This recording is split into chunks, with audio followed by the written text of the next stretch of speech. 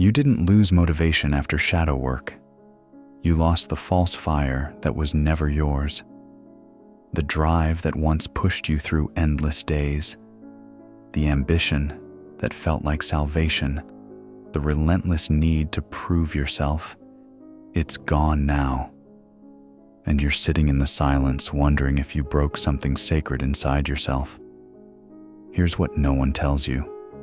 Real motivation can't come from fear. If your old drive has died, it doesn't mean you're broken. It means something more authentic is finally ready to be born. But first, you have to stop mourning the motivation that was slowly killing you. The collapse of your persona isn't depression. It's liberation waiting to be recognized. Jessica sits at her laptop, staring at the same email she's been trying to write for 2 hours. 6 months ago, she could have cranked out 5 of these without thinking. Back when her entire identity was wrapped up in being the reliable one, the go-getter, the person everyone counted on to deliver. But that was before therapy, before the shadow work, before she discovered that her relentless productivity wasn't passion. It was a sophisticated way of running from the fear that she wasn't enough. Now the corporate jargon feels foreign in her mouth. The quarterly goals that once excited her feel like someone else's dreams. The promotion she spent 2 years chasing. She can't even remember why she wanted it. She closes the laptop and whispers to the empty room, "What's wrong with me?" Nothing is wrong with Jessica. And if you recognize yourself in her stillness, nothing is wrong with you either. You've simply outgrown the motivation that was built on borrowed energy. For decades, you've been running on what Carl Jung called persona fuel, the energy that comes from maintaining an image, meeting expectations, proving your worth to a world that taught you love had to be earned. But here's the thing about persona fuel. It burns hot and burns out fast. It's motivation built on what you think you should want, not what your soul actually craves. When you do real shadow work, when you start integrating those rejected parts of yourself, you don't just heal old wounds. You expose the entire motivational system that was built on those wounds, the fear of not being good enough. That was your productivity engine. The terror of being abandoned, that was your people-pleasing motor. The shame of not measuring up, that was your achievement addiction. Take away the fear, and suddenly you're sitting in a car with no gas, wondering why you can't seem to drive anywhere. But what if this isn't the end of your story? What if it's the beginning of the real one? You're not broken. You're not lazy. You're not even lost. You're simply being invited to discover what it feels like to be motivated by love instead of fear. If this resonates with you, take a deep breath. You're exactly where you need to be. There are 2 kinds of motivation in this world, and most people spend their entire lives running on the wrong one without ever knowing there was another option. The first is what Jung called persona motivation, the drive that comes from wearing a mask. This is motivation powered by what you think you should be, what others expect from you, what will keep you safe and accepted and loved by a world that feels fundamentally unsafe. The second is what he called self-motivation, the drive that comes from your authentic core, your true nature, your soul's deepest knowing. This is motivation powered by what actually calls to you, what feels resonant and alive and true, regardless of external approval or social conditioning. Most of us spend our entire lives running on persona motivation without even knowing it, because it's the only kind of motivation our culture teaches us to recognize and value. We think we want the corner office because we're naturally ambitious, but really we want it because our father's approval was always conditional on our achievements, and some part of us is still trying to earn the love we needed as children. We think we want the perfect relationship because we value deep partnership, but really we want it because being alone triggers the primal wound of not being chosen, not being seen as worthy of staying for. We think we want to help others because we're naturally caring and empathetic, but really, we want to help others because being needed feels safer than being seen for who we actually are, flaws and all. We think we want financial security because we're responsible and practical, but really we want it because money represents safety, and safety represents the control we never had over whether we'd be abandoned or hurt. There's nothing inherently wrong with any of these desires, but when they're built on unconscious wounds and unhealed trauma, they create what Jung described as false motivation, a drive that feels urgent and consuming and absolutely necessary, but ultimately hollow.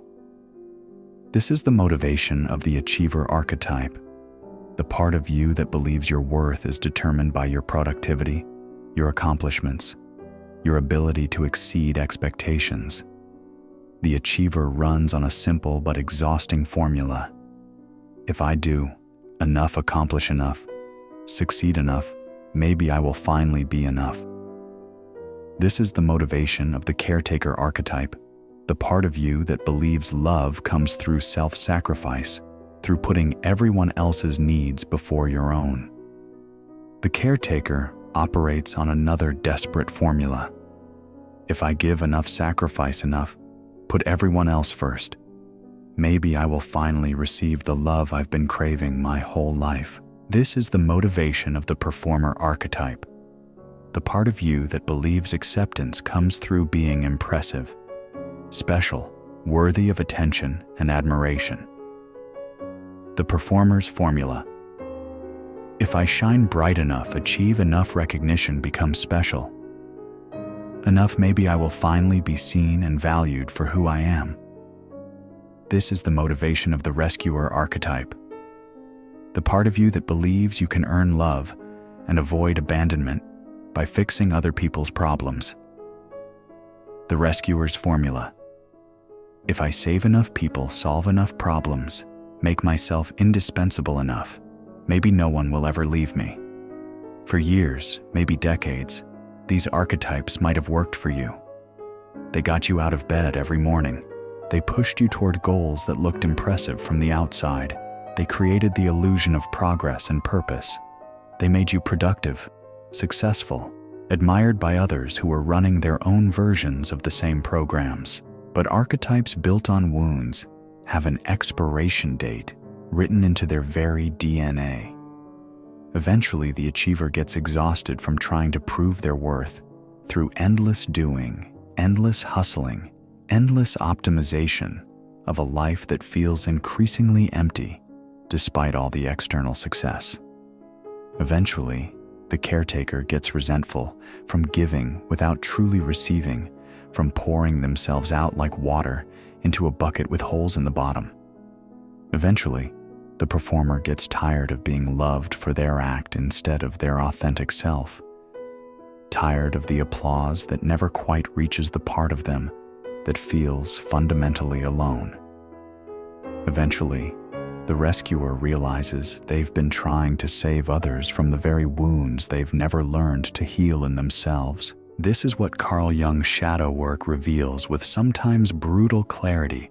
The moment you start integrating your rejected emotions, your disowned needs, your buried anger and grief and longing, you can no longer pretend that your persona motivation is enough to sustain a meaningful life.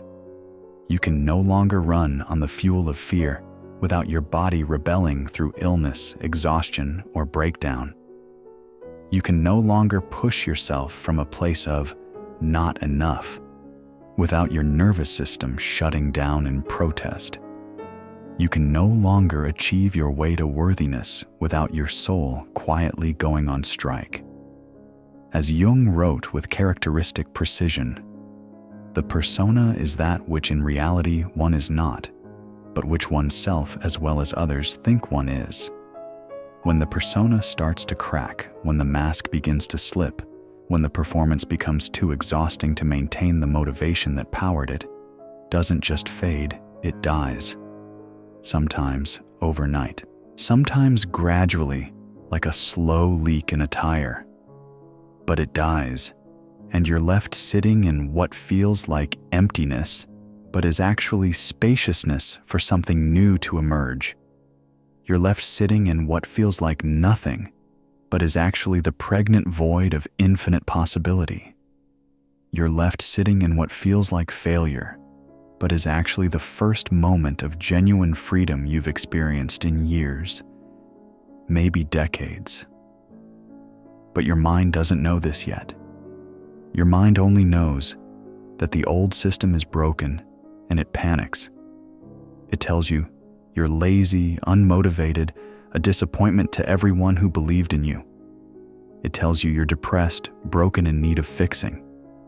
It tells you that losing your drive means losing yourself entirely, losing any chance at a meaningful life.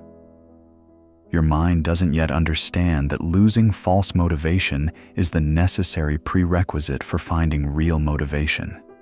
The kind of motivation that doesn't require you to betray yourself to access it. The kind of motivation that doesn't burn you out because it's fed by renewable sources rather than finite ones. The kind of motivation that feels like coming home to yourself rather than constantly trying to become someone worthy of love. Pause here and ask yourself, which archetype have you been living from? What wound has been secretly powering your drive? And what might be possible if you stopped running from that wound and started listening to what it's actually trying to tell you? Here's the question that changes everything. Who are you when no fear is pushing you forward? Not who do you think you should be based on family expectations or cultural conditioning. Not who would make your parents proud or impress your colleagues. Not who would be most admirable to strangers or most likely to succeed by conventional metrics. Who are you when you're not running from anything or toward anything, but simply existing in the fullness of this moment, breathing in the spaciousness of not having to prove anything to anyone? This question terrifies most people, because we've been conditioned from birth to believe that without the pressure of fear, without the urgency of proving ourselves, without the constant forward momentum of achievement and improvement, we would simply stop.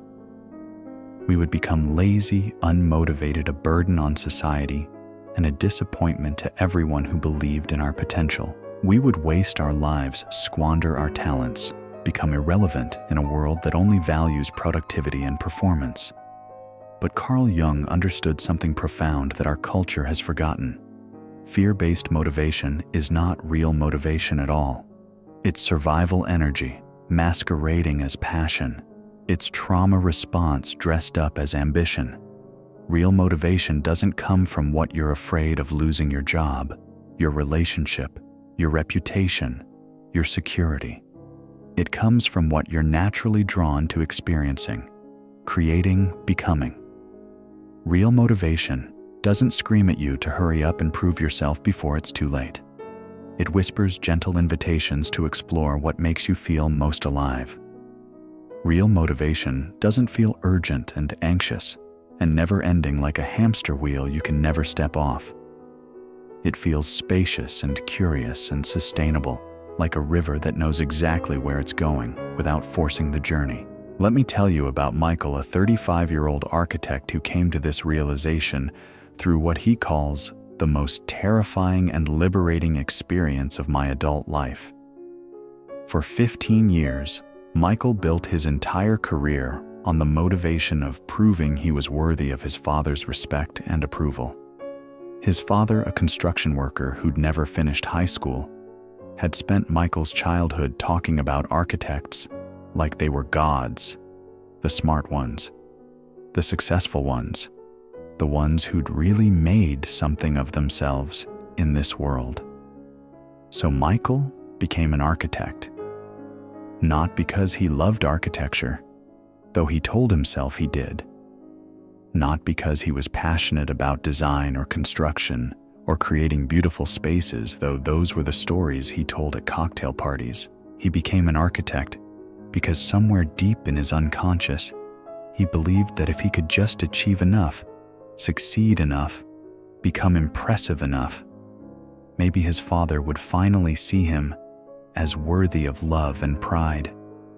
He worked 70-hour weeks without complaint, telling himself it was dedication. He won awards that lined his office walls, telling himself it was passion for excellence. He made good money and bought the kind of house his father had only dreamed of, telling himself it was the natural result of hard work and talent. For 15 years, this motivation system worked. It got him out of bed every morning. It pushed him through difficult projects and demanding clients. It created the external life that everyone, including Michael himself, thought he wanted. But after 2 years of intensive therapy and deep Carl Jung shadow work, the kind of work that excavates not just your conscious wounds, but the unconscious programming that runs your entire life, something fundamental shifted in Michael's relationship with his own ambition. The drive that once felt like passion now felt like a prison he'd built with his own hands. The goals that once excited him felt meaningless, like someone else's dreams he'd accidentally picked up and carried for decades without questioning whether they were actually his. The career that once defined him felt like a costume.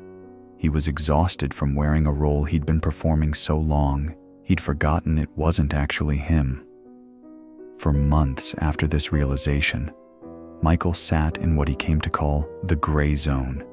Not depressed exactly, not happy, just empty, flat, like someone had unplugged the machine that used to generate his enthusiasm for life. His therapist kept asking him what he wanted, and he genuinely didn't know. The question felt foreign, like being asked to speak a language he'd never learned. All he knew was what he didn't want anymore. The endless pressure, the constant performing, the relentless need to prove his worth through his achievements. His friends were concerned. His family was confused. His colleagues started to worry about his performance. Everyone wanted to know when the old Michael-driven, ambitious, unstoppable Michael would return. But the old Michael was never coming back, because the old Michael had been built on a foundation of unhealed wounds and unconscious programming that no longer served the person he was becoming. Then one afternoon, while walking through an abandoned part of the city trying to clear his head, Michael found himself stopping in front of a crumbling warehouse that had been scheduled for demolition. Most people would have seen urban blight, a building that should be torn down and replaced with something useful and profitable.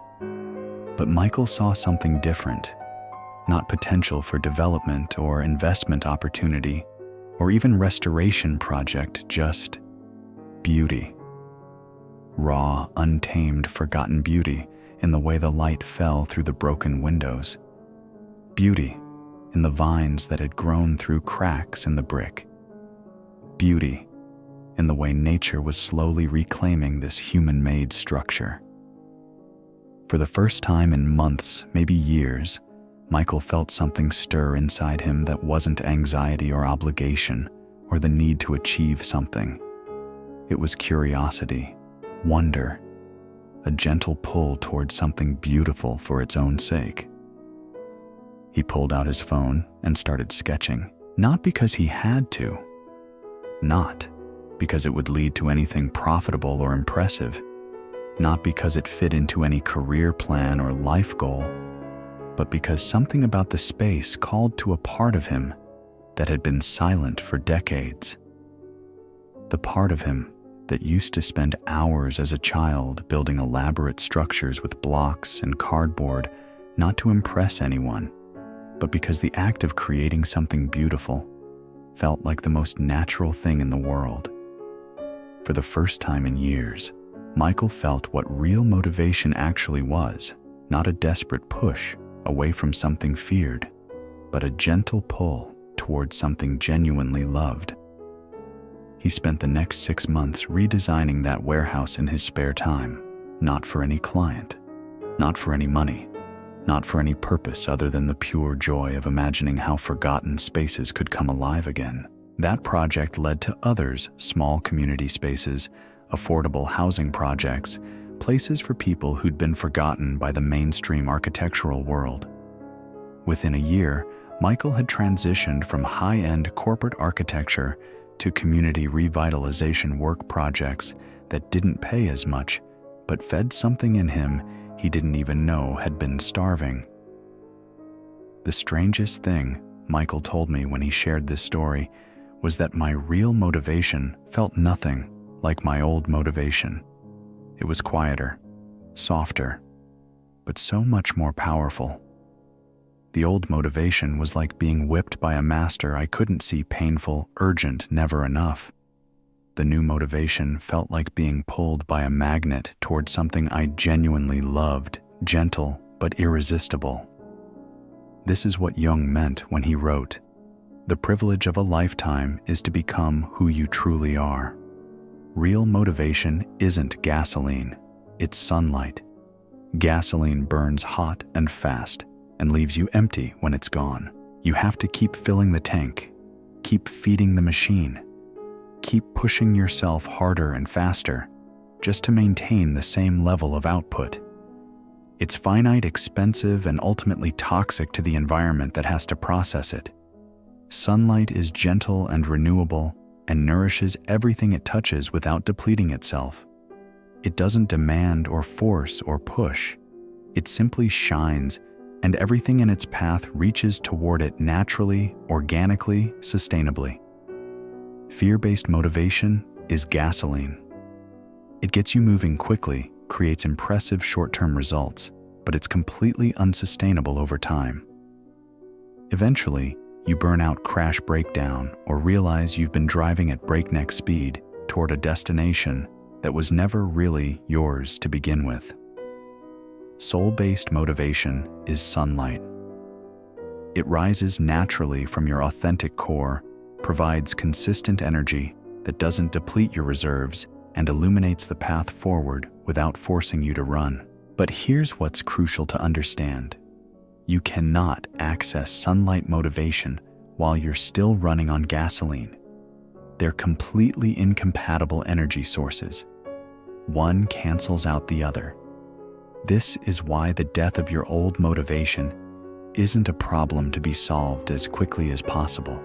It's a sacred transition to be honored with patience and reverence.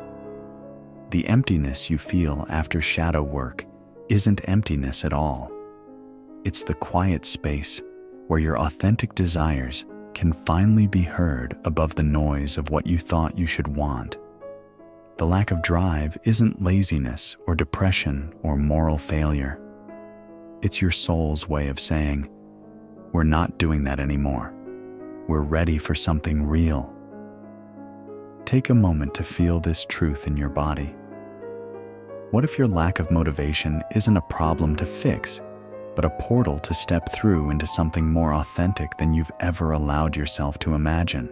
The turning point comes when you stop trying to resurrect your old motivation and start getting genuinely curious about what wants to emerge from the sacred silence you've been sitting in.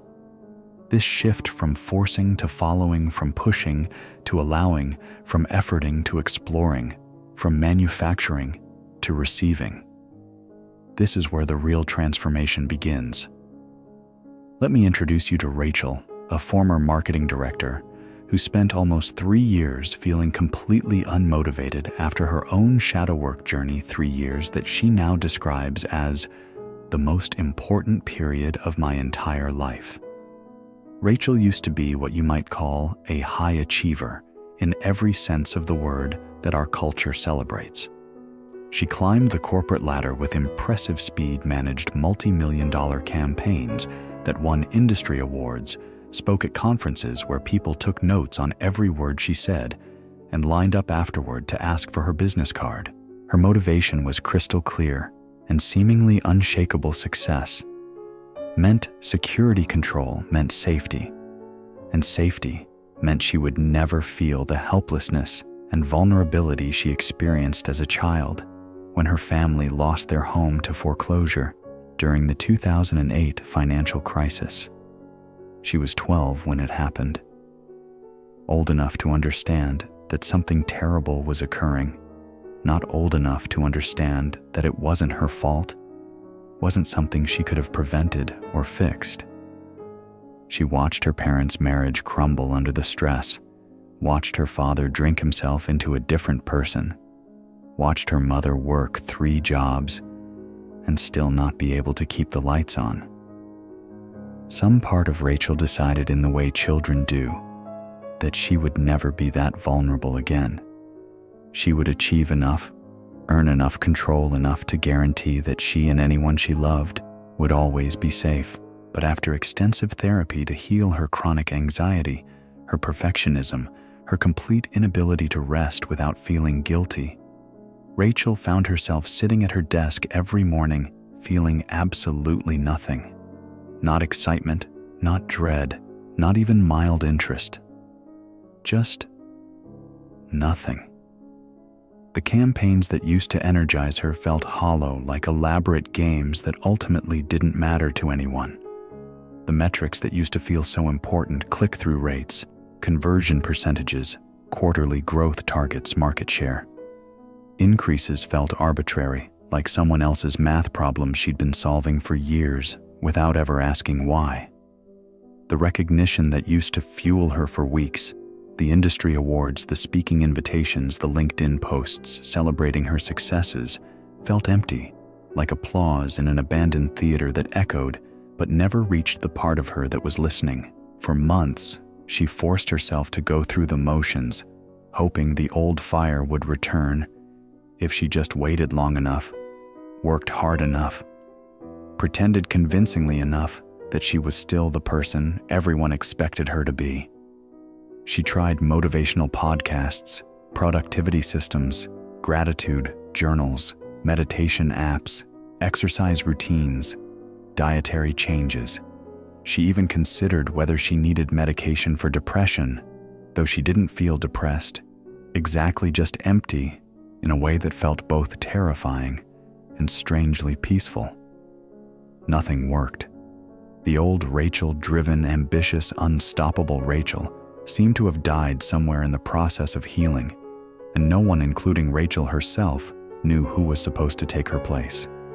Then, one evening, while mindlessly scrolling through social media to avoid thinking about the work presentation she had no energy to prepare, Rachel came across a 3-minute video of children at a local homeless shelter learning to paint watercolors. There was something about their complete absorption in the process that made her stop scrolling. Their faces were so focused, so present, so genuinely delighted by the simple act of mixing blue and yellow to create green. They weren't painting to impress anyone, or achieve anything, or prove they were talented. They were painting because painting felt good, because colors were beautiful, because creating something from nothing was its own reward. She watched the video 4 times, then sat staring at her phone for another 10 minutes, trying to understand why it had affected her so deeply. She couldn't stop thinking about those kids. Not because she wanted to help them, that would have been her old motivation, her old need to save and fix and rescue her way to worthiness. But because something about their uninhibited creativity called to a part of her she had buried so deep she'd almost forgotten it existed. The part of her that used to spend entire afternoons in her childhood bedroom drawing elaborate fantasy worlds, creating detailed stories about imaginary characters who went on adventures she could never have in real life. The part of her that used to dream of being an artist, a writer, someone who made beautiful things for the pure joy of beauty itself. That part of her had died when the world taught her that artists starve, that creativity doesn't pay bills, that safety comes from practical skills and predictable income, and never taking risks that might leave you vulnerable. So Rachel did something that felt completely irrational by every metric she'd used to measure her life for the past 2 decades. She signed up for a weekend watercolor class at the community center. Not to become a professional artist, not to add a creative skill to her LinkedIn profile, not to network with other creatives or explore a potential career pivot. She signed up for no reason other than the quiet yes that arose in her chest when she imagined herself holding a paintbrush again. That first weekend felt like waking up from a dream she didn't know she was having. The class was filled with retirees, stay-at-home moms, college students, people who just wanted to try something new, without any agenda beyond curiosity. No one was trying to optimize their creative process or leverage their artistic practice for personal branding. No one was checking their phones every few minutes or talking about maximizing productivity or building influence. They were just painting. And for the first time in years, possibly decades, Rachel remembered what it felt like to do something purely because it brought her joy, not because it served some larger strategic purpose in the complex game of building a successful life. She remembered what it felt like to lose track of time because she was so absorbed in what she was doing rather than constantly checking the clock to make sure she was being productive enough. She remembered what it felt like to make mistakes without panicking, to experiment without needing to achieve a particular outcome to create something imperfect, and love it anyway because it was hers. That weekend watercolor class led to another the following month, then another. Within 6 months, Rachel was spending her evenings and weekends painting, not because she had to, not because it served some larger strategic purpose in her life plan, but because every time she mixed colors on her palette, something inside her that had been sleeping for years came alive again. The most unexpected part wasn't how much she loved creating art again. It was how this creative outlet began influencing her work life in ways she never could have planned or predicted. The imaginative thinking she was rediscovering through painting started showing up in her marketing campaigns, making them more creative and compelling than anything she'd produced during her most driven years.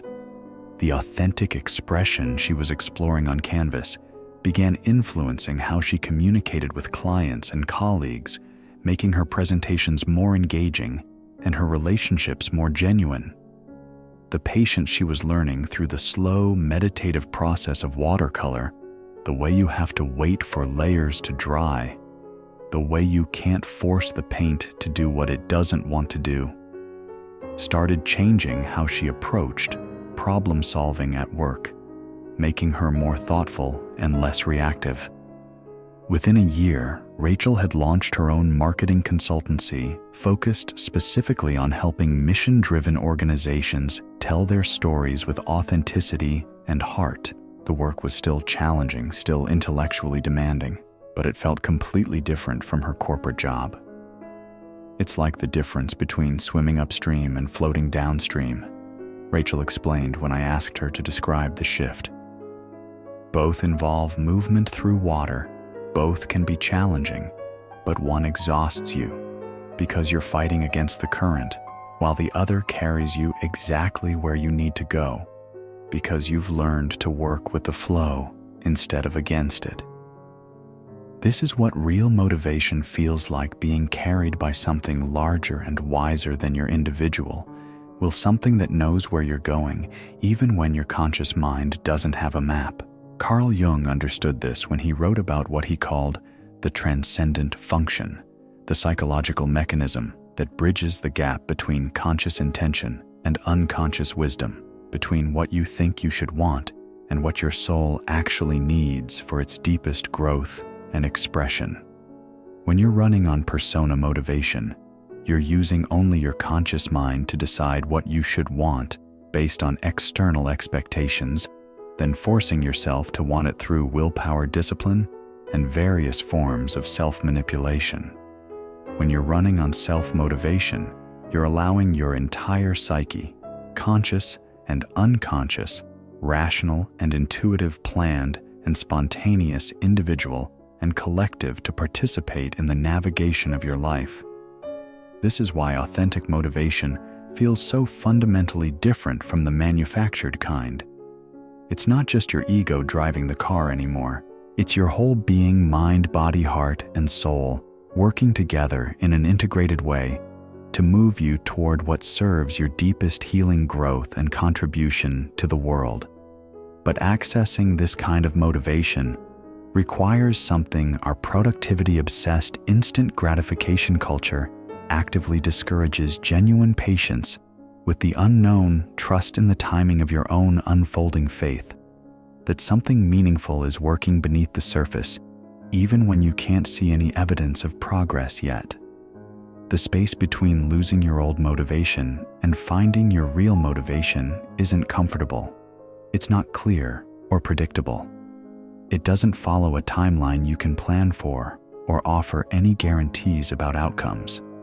It requires you to live with uncertainty in a culture that promises certainty to anyone willing to pay for the right system, program, or technique. Jung called these transitional spaces the fertile void, the necessary emptiness that precedes all genuine creation and transformation, the pregnant darkness from which all new life emerges.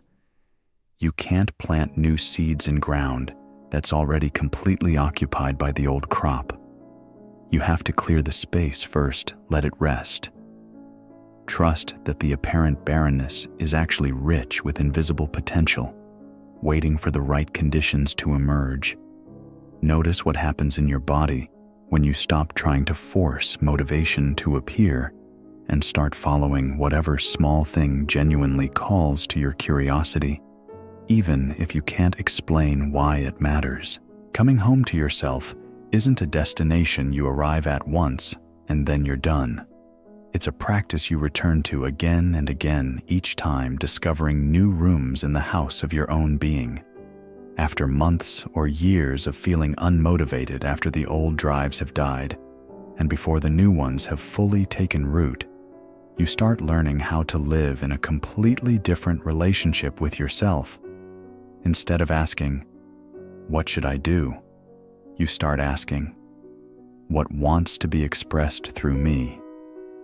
Instead of forcing yourself toward predetermined goals, you start following what Carl Jung called the natural movement of the psyche, the organic unfolding of your authentic desires. Instead of manufacturing motivation through willpower and discipline, you start cultivating receptivity to the subtle invitations that arise from your deepest self. This shift changes everything about how you move through the world. But it's subtle, so subtle that you might not even notice it's happening at first. You might find yourself drawn to a book you normally wouldn't read, not because it's on some self-improvement list or because it will make you more knowledgeable, but because something about the title or the cover calls to a part of you that's curious.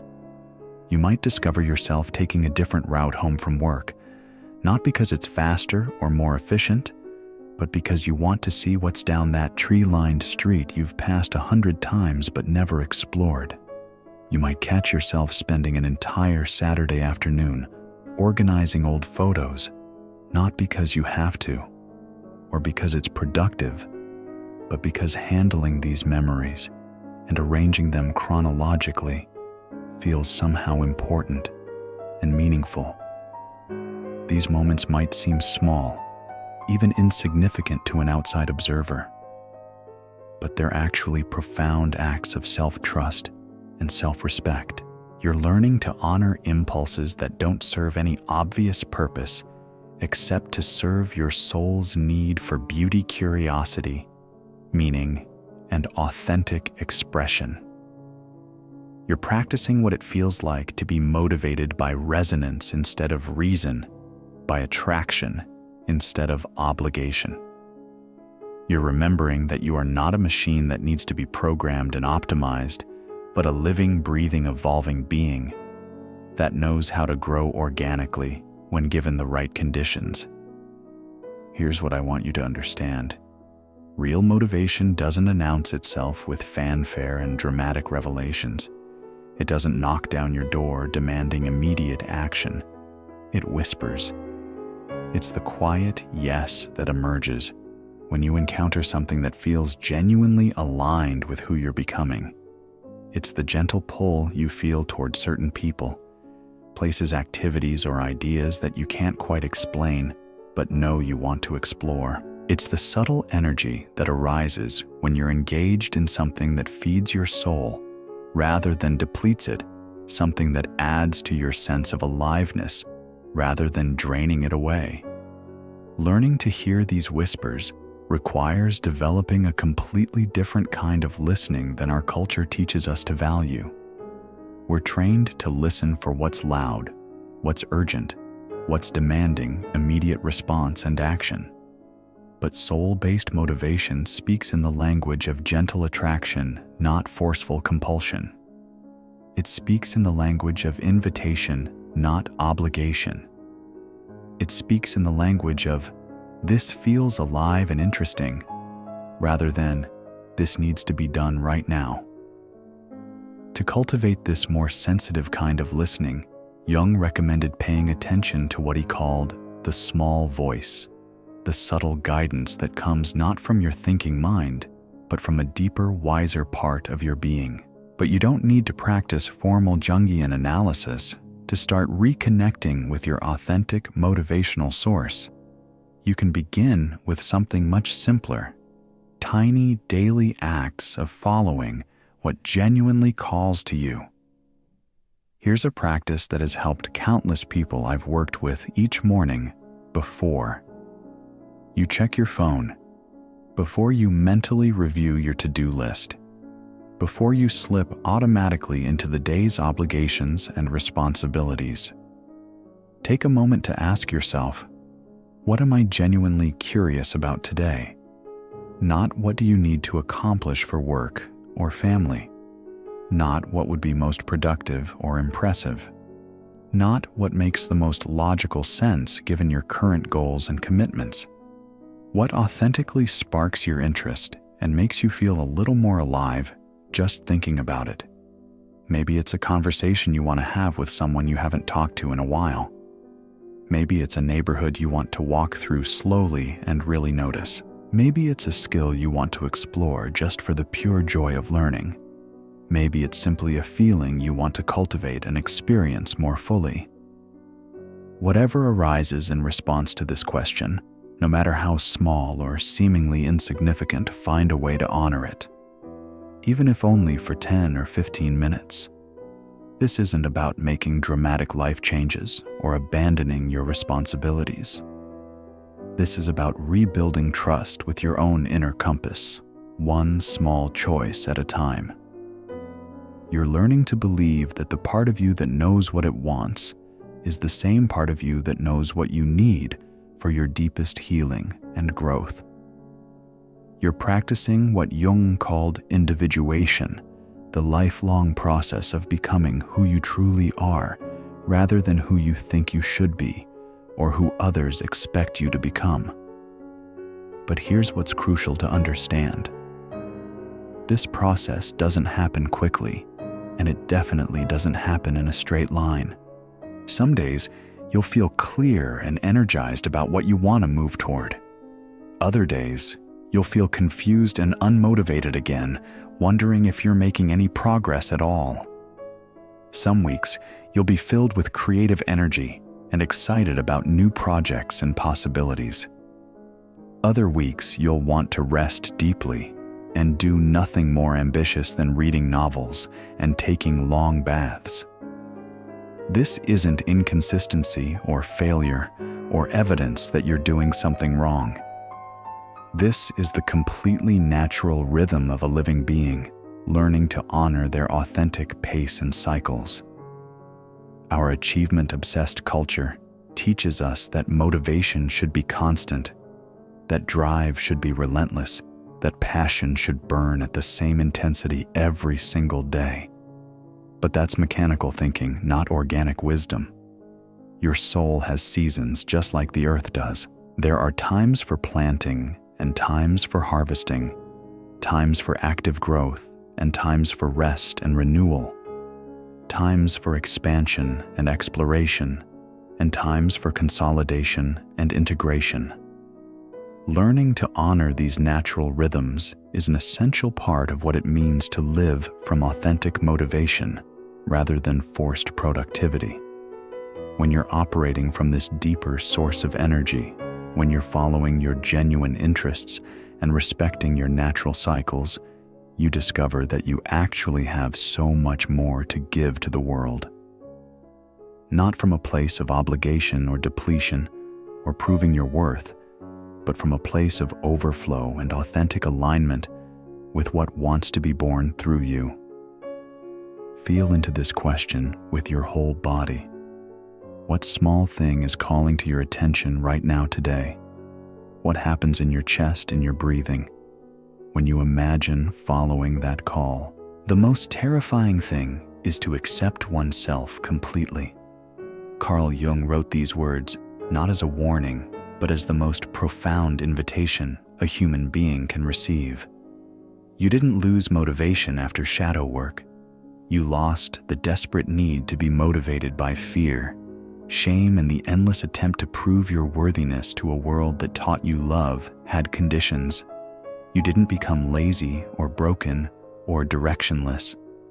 You became available to a kind of drive that doesn't depend on what you're running from, but on what you're naturally, joyfully moving toward.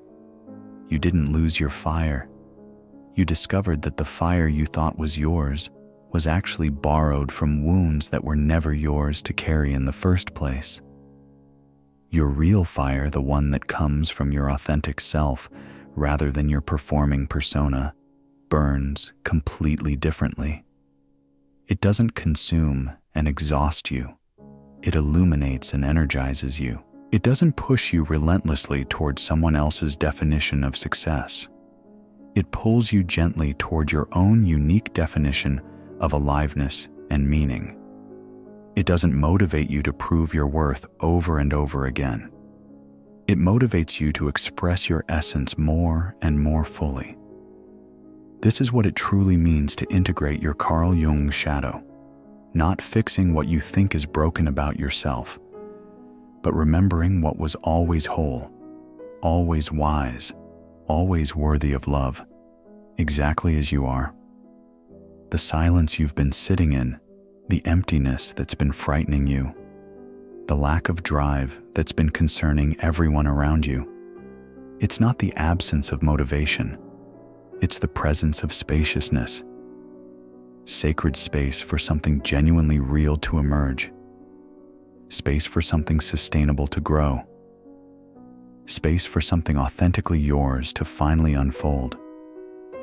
You are not unmotivated. You have simply stopped accepting motivation that requires you to abandon yourself. You are not lost. You are found and finding and allowing yourself to be found again and again. You are not broken. You are breaking open to reveal the person you came here to be. Trust the whisper. Follow the invitation. Come home to yourself again and again. The world is waiting for what you came here to give, not the performing version, but the real one. The one that emerges from love instead of fear, from fullness instead of emptiness, from the integrated wholeness of who you actually are.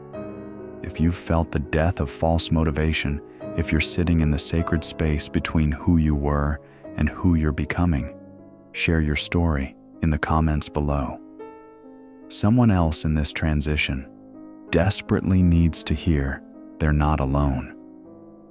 And if this journey toward authentic motivation resonates with your soul, subscribe to continue exploring the Carl Jung shadow work path, the way back to your truest, most alive self.